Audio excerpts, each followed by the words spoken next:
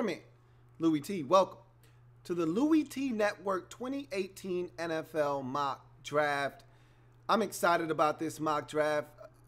This draft in general has piqued my interest because of all of the trades that we've seen beforehand. I've never seen this many trades happen before the draft takes place. We know about the quarterbacks and why they are making this one of the most memorable drafts in recent memory. We haven't seen 3 quarterbacks go at the very top of a draft since 1999. I don't know if that's going to be the case in 2018 or not, but this is the best opportunity we've seen for that to happen. And I think because of those quarterbacks and those big names at the top of the draft, we could see some trades into the top 10. And so this draft is going to be one of the most unpredictable that we've seen in quite some time. And I don't know if you're going to be able to nail it on a mock draft because of all the movement that I think may take place on draft night. But I can't predict all of that. I've done that in the past, and I've fallen flat on my face. So I'm going to try to keep the trades to a minimum.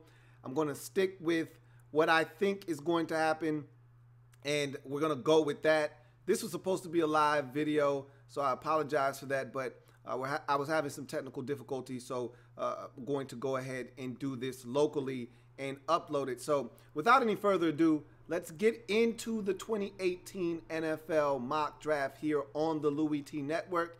And as always, the 2018 NFL draft is now open for business. The Cleveland Browns are on the clock with the #1 overall selection. And there was a number of people, including myself, who thought that the Browns were going to do something crazy like draft a running back at the top of the draft. When does that ever happen, right? And so I was convinced Saquon Barkley got to be the guy after they traded for Tyrod Taylor. And then they went and did something that kind of threw a monkey wrench in everything. They went and signed Carlos Hyde. And I said, no, they're still going to draft Saquon Barkley. But here's the catch.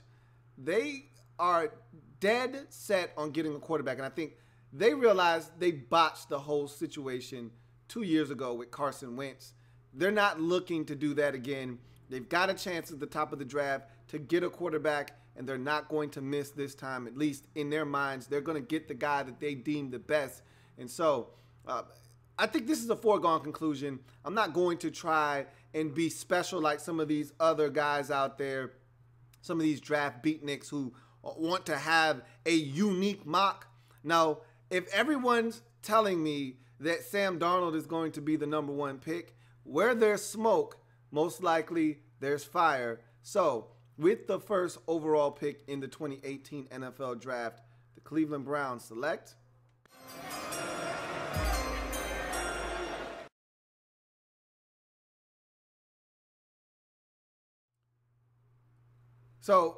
Browns go Darnold 1. And this is, to me, and I said this last year, after the first pick, we knew what the first pick was going to be last year. We knew Myles Garrett was going to be the #1 pick. I think every year the suspense with the #1 overall pick is dead. We know well before time who the first pick is going to be. I always say that the draft doesn't start until the second pick in the draft. That's in some cases we know who's the second pick going to be. But this isn't one of those drafts. That wasn't that type of draft last year. And so this is where the draft really begins. Once you get to #2, what are the Giants going to do? I'm looking at Dave Gettleman and I'm saying to myself, I know you, Dave. First of all, Dave's an asshole. That's #1. But I know you, Dave. And I know that you really want to build from within first. And so in Dave's mind, he'd love to take a defensive lineman here. They traded away JPP. And in everyone's mind when that happened, they said to themselves, does that mean the Giants are going to draft Bradley Chubb?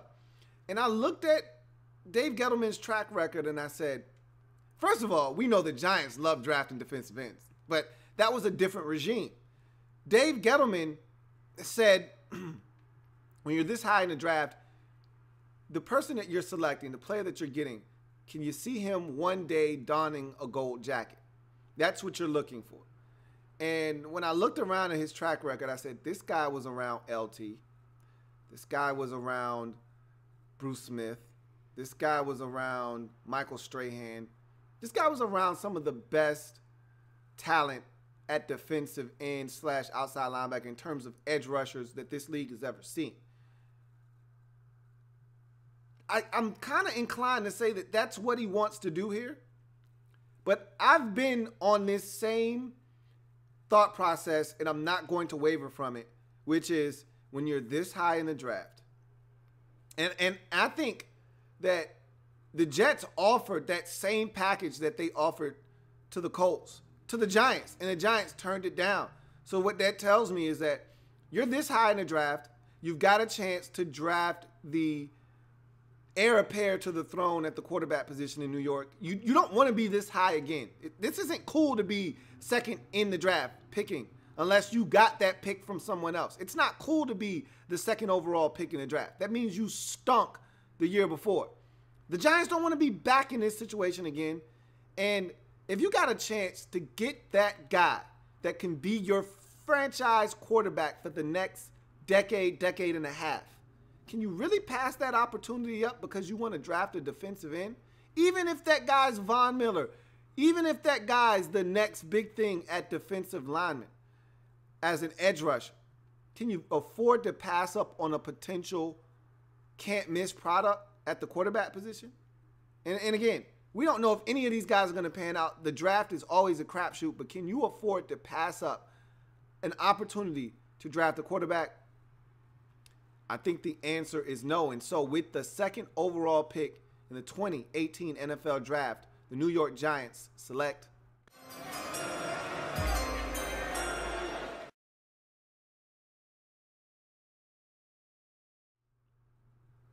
at first, I think the Giants really wanted Josh Rosen. I don't think that Josh Rosen's personality and the way that he's wired meshes well with Dave Gettleman. And I think Gettleman's going to go with the safer pick in terms of a guy that has no character flaws off the field, a guy that's got all the measurables, all the intangibles that you're looking for. The only thing in question is, can he be more accurate with the football? We'll see. But they've got themselves the prototypical quarterback. When you look at the quarterback position, when you look at how a quarterback's supposed to look, the characteristics that he's supposed to have, they just drafted a guy probably with the best in this draft. You go to the third pick in this draft, and you're talking about the Jets. Here's a team that I've never seen this before. I've never seen this in all of my years in following the National Football League. I've never seen a team blindly trade up. Because normally you wait till draft day to see if the particular guy that you're looking for is there so you can trade up and know exactly what you're getting. The Jets said, to hell with all of that. We'll trade up as far as we can get. And whatever quarterback is left, we'll take them.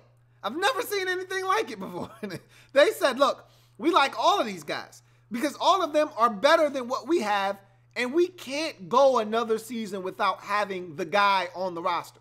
So, in essence, they said, we don't give a damn who's left. We'll take one of them, okay?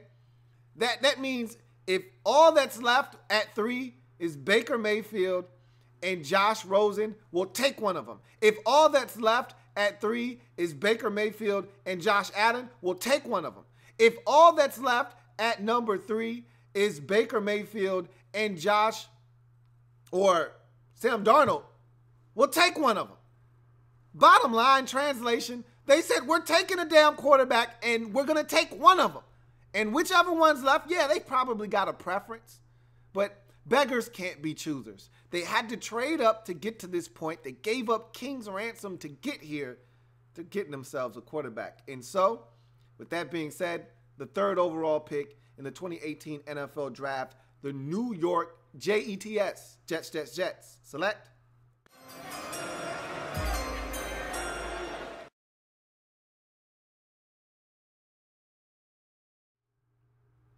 to me, Josh Rosen's personality is made for New York, and I'm anxious to see him get started in the Big Apple or New Jersey.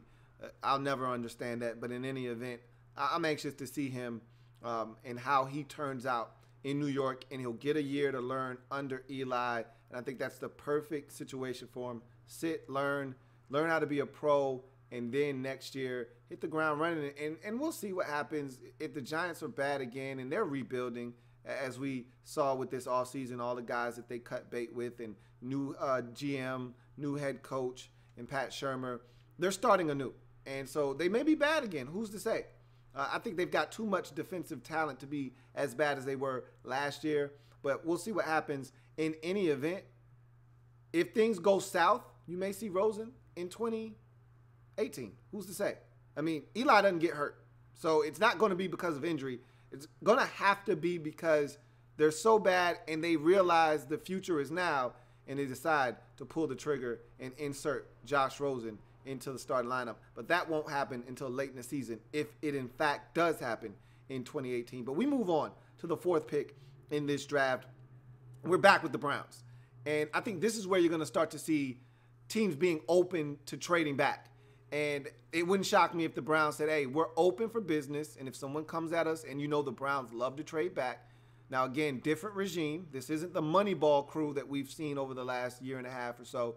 But nonetheless, John Dorsey is definitely open for business at number 4. And if the right team calls with the right price and what they're willing to give up, I think you could see the Browns potentially come off of number 4. But look, if it's not broken, don't fix it. You've got the best player in this draft staring you right in the face. If you want to make things easier on your football team, that's really starting to grow, especially on the defensive side of the football. Things are coming together nicely over there. You're just a few pieces away from really having a Jacksonville Jaguars type of defense.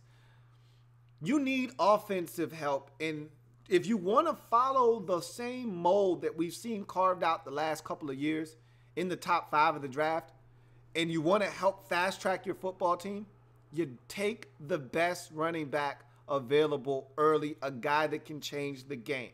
We saw the Cowboys do it 2 years ago with Ezekiel Elliott. You saw what the Cowboys did in that following season.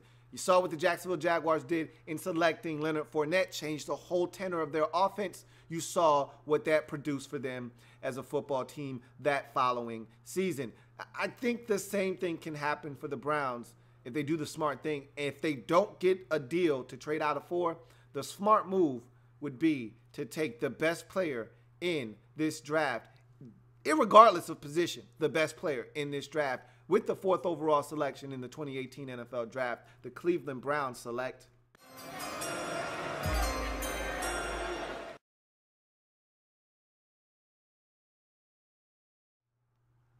Now, to be honest with you, this next spot, the 5th overall selection, I'd be shocked if a trade doesn't take place here, because the Broncos want a quarterback in, and I think they want Josh Allen. That's the guy that they really want in this draft, and they're not going to get him.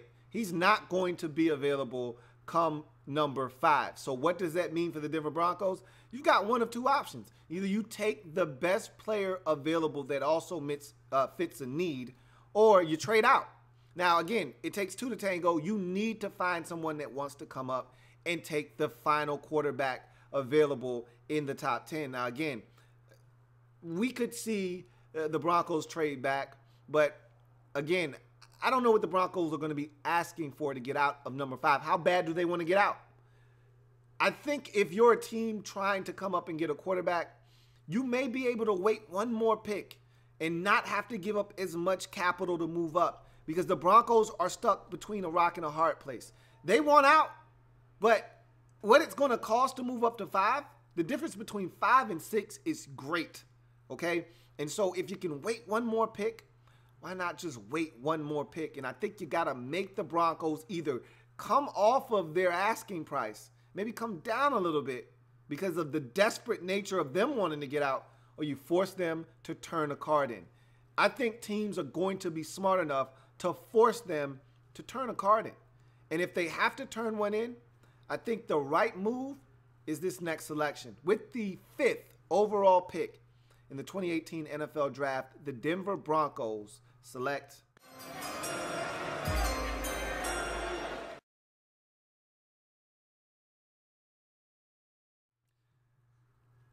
you got Case Keenum. You got to protect him. You want to open up holes in the run game and make it a lot easier on Case Keenum. That's the way to do so, by getting the most dominant offensive linemen in this year's draft class. And I think that will help bolster that Denver Broncos offensive line that now with Garrett Bowles and you add in a guy like Quentin Nelson, all of a sudden now you could have the makings of a dominant side of the football where you can maybe run some things and do some things creatively on that side of the football, on that side of the line as well. So we'll see what they decide to do. I think they could have the makings of a young line, Max Garcia. You add in Quentin Nelson, Garrett Bowles, all of a sudden now you're starting to build something along that offensive line in front of a guy that needs to be protected in Case Keenum. You go to number 6, and this is where I think we have our first shakeup in this draft, because I think this is where you can get into the top 10, get that last quarterback that we feel like is worthy of a top 10 pick, and not have to give up King's ransom to do so. Look, the Colts have already raped the Jets. They don't have to rape someone else to get out of 6. And I think they're just looking to acquire as many picks as possible because they need a lot of stuff. Their roster isn't in great shape right now. And so they still don't know when Andrew Luck's coming back. And I told you, I don't know if he'll ever be the same. And so they've got a lot of things that they need to improve upon on that football team, on that roster. And so one or two guys isn't going to change the fortunes of the Indianapolis Colts. They need 5, 6, 7 impact players, young guys on rookie deals that can come in and help them turn around that organization. And that's why you see them just trying to stockpile as many picks as possible. I love that approach from Chris Ballard because they need a ton of help. And so I see the Colts being a team being more than willing to move back out of 6 and allow someone to come up. And I think there are a number of teams that would be looking to come up. Arizona, that's too far back if I'm the Colts. I don't want to go all the way back to 15. So that rules the Cardinals out. Then the Dolphins are sitting there at number 11. That's pretty intriguing to move back 5 spots and allow them to come up. But how desperate are they to move on from Ryan Tannehill? I don't think they're desperate enough to give up what it's going to cost to go up 5 spots to number 6 to draft the quarterback of their liking. And so then you have the Buffalo Bills, who are desperate, who are thirsty. And you never want to let anybody know you're that desperate, you're that thirsty to move up. But the Bills have already told anyone that will listen, look, we'll do whatever, man. They hurting over here. They scratching like a fiend to come up. Cat's out of the bag. We know the Bills want to come up. And I think the Bills and new general manager Brandon Beane, or at least he's still fresh. The wrapper is kind of being pulled off. Still got that new GM smell to him, even though this is his second year on the job. Nonetheless, I feel like he's going to come up to get his quarterback and start this franchise anew. And so here we have our first trade with the 6th overall pick in the 2018 NFL Draft. We have a trade.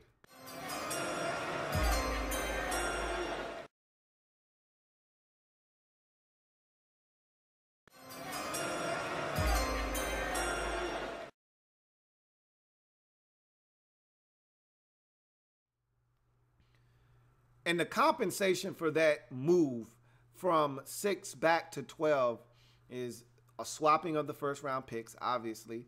You'll get an additional 5th round pick in this draft, and you'll get the Buffalo Bills 2nd rounder in 2019. So there you have it. That's what it will take for the Buffalo Bills to come up to 6 to get Baker Mayfield and the Colts to move back to 12 and then make their first selection in the 2018 NFL Draft. We move on to number 7. And I think this is the perfect scenario for the Tampa Bay Buccaneers. It couldn't have worked out any better for them. The guy that they probably need the most is sitting right there in front of them. I don't think there's even any hesitation in turning this card in. You go from one of the worst defensive lines in football to one of the best in one fell swoop by going out, getting JPP in a trade. And I get it. I understand that you went out and got JPP. You still got Noah Spence. But what's better than 1 pass rusher? 2. What's better than 2 pass rushers? 3. And what happens if you've got 2 dominant pass rushers with a 3rd possible? You have the makings of a dominant defense. Can you afford to pass up a dominant defensive presence in the front 7 that can really help out your secondary that is really thin and struggling at this point? I think not. And so with the 7th pick in the 2018 NFL Draft, the Tampa Bay Buccaneers select.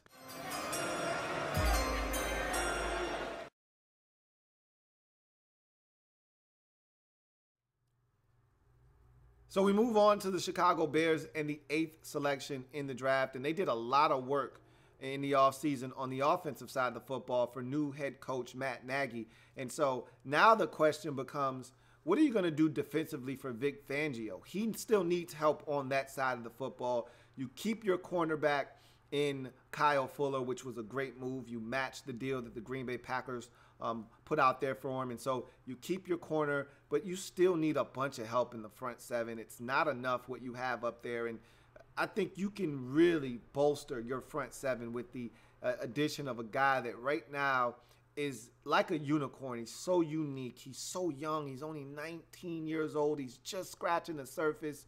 This guy can do so many things on the football field, and the sky's the limit, and he still doesn't even know what he's doing yet. You put him in this system under Vic Fangio, and this guy can grow into one of the better players in all of the National Football League. And so with the 8th overall pick in the 2018 NFL Draft, the Bears select.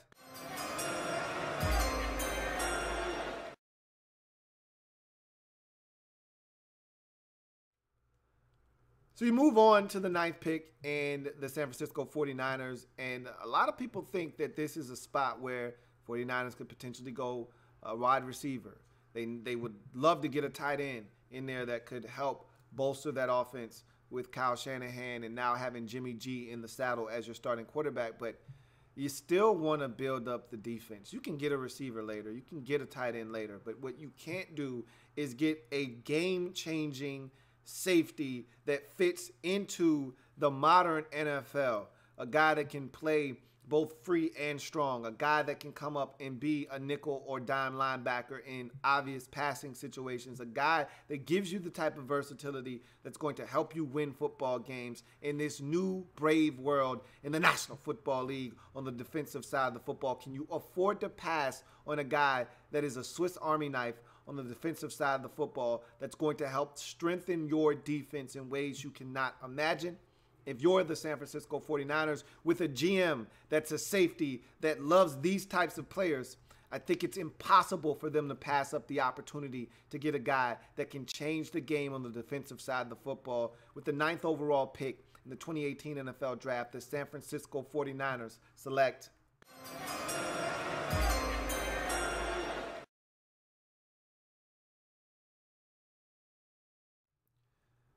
So we move on to another team in the Bay Area. This time we're talking about the Oakland Raiders. And they've done a lot this offseason. The most free agent acquisitions and transactions in general of any team by far and away this offseason, with John Gruden coming in and being the de facto general manager. He's making a ton of moves. And so this is a totally different Raiders team. They're going to look totally different when the season starts.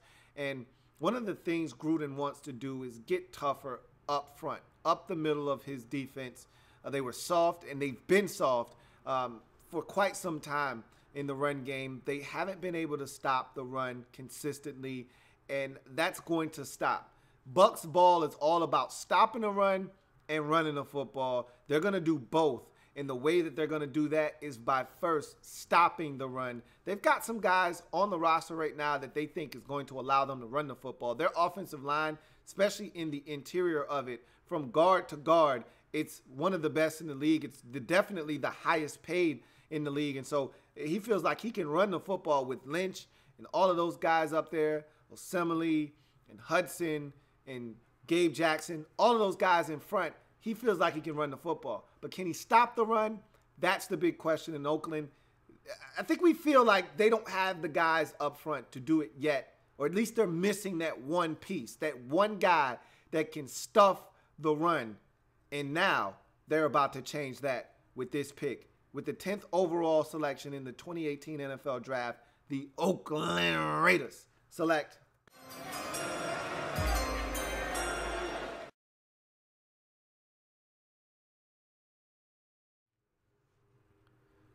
At 11, the Miami Dolphins, I think they really wanted to go quarterback. If you give them some truth serum, I think they wanted to move on from Ryan Tannehill, but I think they're going to have to wait on that. Or maybe they get a quarterback that they like later on in the draft and they start grooming him now. But Tannehill's going to be their starter come the start of 2018 season. And I think they would have liked to have moved on with a guy like Baker Mayfield, but I don't know if they're willing to give up what it was going to take. Bottom line is, here they are sitting at 11, and they've got a great football player right there for the taking. This guy has no business being here, but because of 4 quarterbacks coming off the board in the first 6 picks, here he is sitting here for the Dolphins to take. And if you're the Dolphins, it's a great consolation prize for not getting the quarterback. You still get a damn good football player and a guy that, again, can change the game for you on the defensive side of the football. With the 11th selection overall in the 2018 NFL Draft, the Miami Dolphins select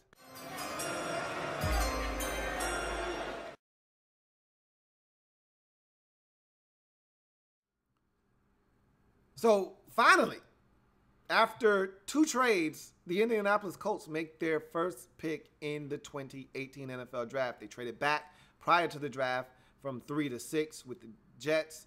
And in the draft, on draft night, they trade back from 6 to 12 with the Buffalo Bills. But here we are. They've acquired more picks, more ammunition, more assets for the future. And here is the first guy that they're going to take over this weekend, where they're going to have a ton of picks and they're going to be able to improve their football team. This is a team that lacks core speed on defense, lacks any playmakers on defense for the most part. They started building that last year with some of the guys that they were able to take. Safety out of Ohio State that tore his ACL, but nonetheless, he was making plays before he got injured. You think Quincy Wilson can be a player for you, the corner out of Florida. And so they're starting to put the pieces together, but they still need a ton of help. They still need linebackers with some speed. They still need a pass rush. Well, you can't fill all those voids with one pick, but what you can do is start filling those voids with one of these picks. And that's what they're going to do here at number 12, taking what they deem to be the best player available that also fits a need, and a guy that was a high-volume tackler in college. He's going to come in and give them some much-needed speed at the linebacker position with the 12th overall selection in the 2018 NFL Draft. The Indianapolis Colts select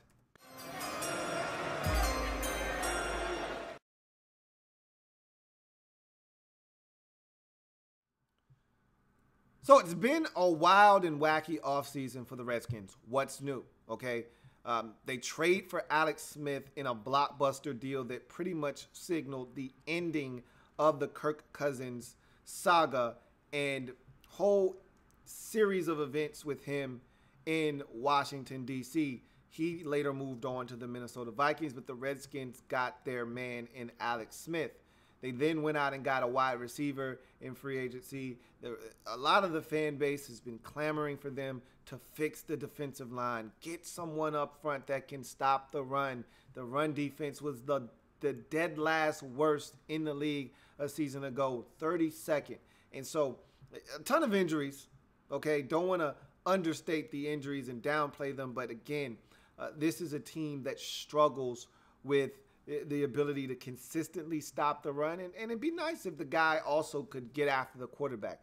They think there's a guy sitting on the board right here that can do both. And in this league, you always want to get you a guy that can do both. Well, this is a guy that they think can do both. And so they're going to pull the trigger on him here at number 13 with the 13th overall selection in the 2018 NFL Draft. The Washington Redskins select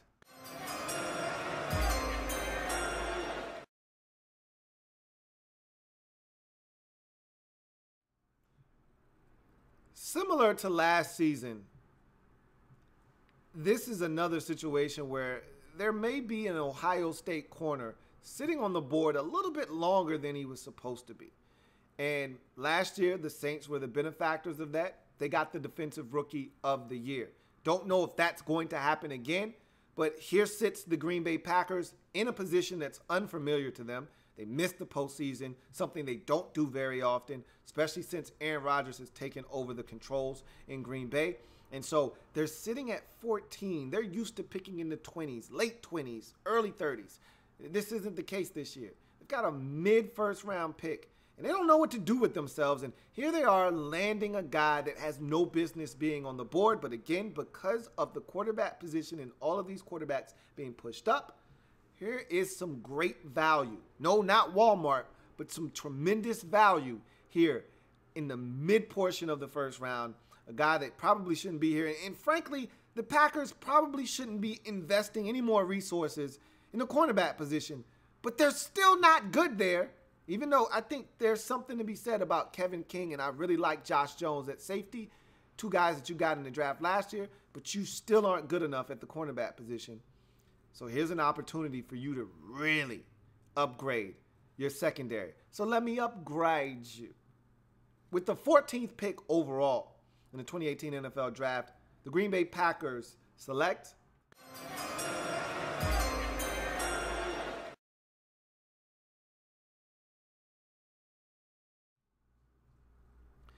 So we sit here at number 15 with the Arizona Cardinals, and a lot has been made of the Cardinals this offseason. A new head coach coming in from Carolina. He's doing things a little bit differently, and I'm anxious to see how things work out. The one thing I can say is he came from Carolina, and he's used to seeing an offense run in a specific manner. He had a mobile quarterback that was physical, that could run and extend plays, pick up yards with his legs. And again, you're dealing with a defensive-minded head coach here. And so you don't want the quarterback to turn it over. And if you can get a guy that can extend and pick up yards with his legs, all the better. And so he got to see it done at the highest level in Carolina with Cam Newton. And there's not another one of those walking around at 6'5", 245 pounds. They don't make them like that. So that's not what you're getting here. But what you are getting is a dual threat quarterback that if he can sit and learn behind Sam Bradford, and as we all know, his sit and learn process may only be 2 weeks messing around with Sam Bradford. It may not even be 1 week. And again, that's why you got to have veterans on the roster, and I think they went out and they got themselves a veteran in case of an emergency because we're talking about Sam Bradford here. But in any event, here's a guy that you draft, you put in a few packages for him, and eventually you're looking for him to be the guy down the road. And so, lots been made of him. Everyone's rooting for him. Here's his opportunity to come off the board in the middle of the first round with the 15th overall selection. The 2018 NFL Draft, the Arizona Cardinals select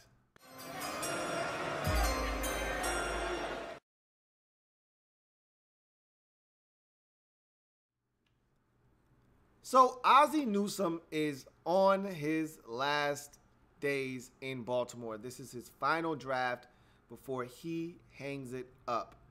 And what has Ozzie always done for this Ravens organization? And Ozzie we trust, right?